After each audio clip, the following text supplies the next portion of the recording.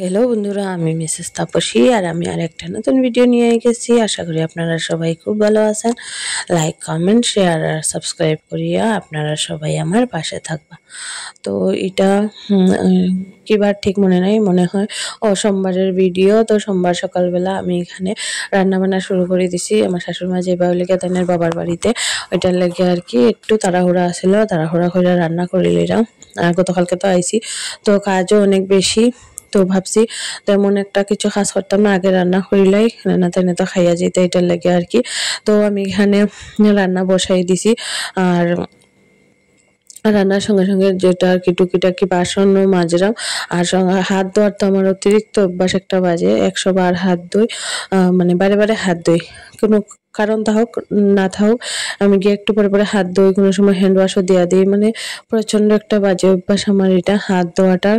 তো একটু পরে পরে গিয়ে হাত ধুই। তো এখানে পেস্ট টেস্ট কাটিয়ে নিলাম। আর আর তারপরে দিকে কাটিয়া সেরে রান্না টান্না শেষ করিলাম আর কি তাড়াতাড়ি করিয়া। আর তোমার তানে যাইতে যাইতে বিকাল হইব যদিও।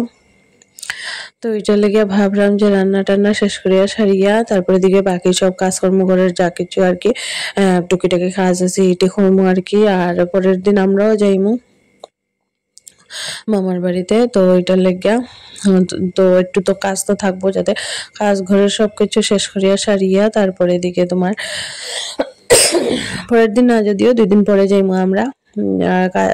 আবার তো ব্যাগ ট্যাগ গুছাইতে লাগবো, আর ঘরে যা কিছু আছে সবকিছু গুছাইতে লাগবো। আর আমি এত তাড়াতাড়ি রান্না করতে পারি না আর কি, খুব যে স্টিম মুম দিয়া মানুষের মতো, এত অন্যরার মতো আর কি, মানুষের মতো না সরি, অন্যরার মতো আমি এত তাড়াতাড়ি কাজ টাজ করতে পারি না। তারপরে আমার রান্না মোটামুটি শেষ। তারপর এখানে সকালবেলা কালকে আনছিলাম ওটস, তো এখন আমি খাইলাম ওটস আর দুধ। আর প্রতিদেবরে দিয়া দিছি ওটস। আর এখানে মা আমারে দিয়া দিছিল আচার। আর এখানে গ্রোসারি আইটেম নিয়ে আইছিলাম ধর্মনগর থেকে এই মাসে, মানে পুরো মাসের খরচ আর কি। তো ওইটিও গুছানি হয়েছে না, তো ওইটিও গুছাইমু সব কিছু।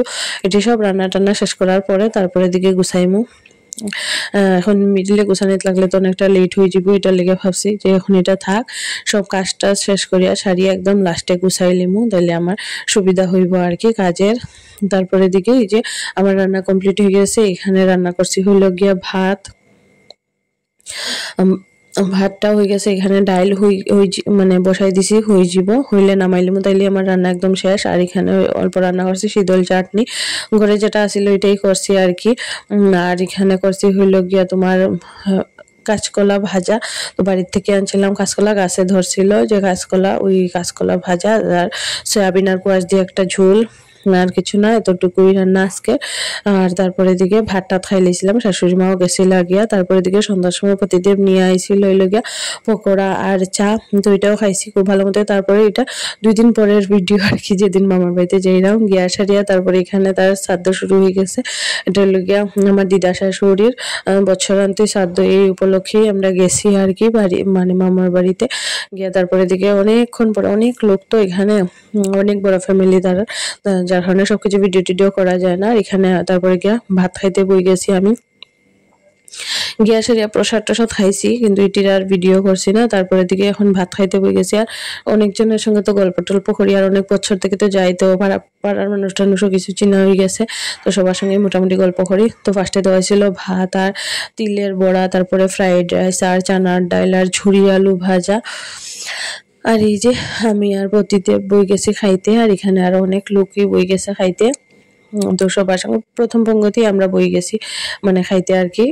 তো সকালবেলা শুধু ওটস হয়ে গেছিলাম আর কি, তো খিদা লাগছে। তারপরে এখানে আসছিল হইল গিয়া শুক্তানি, তারপরে দিকে পনির তরকারি, লাস্টে দই আর মিষ্টি আসছিল, এটা আর খাইছি না। তারপর খাইয়াটাইয়া সারিয়া আইয়া শুই গেছিলাম, এটা বড় মামার ঘরে শুই গেছিলাম আর কি, আলস্য লাগছিল।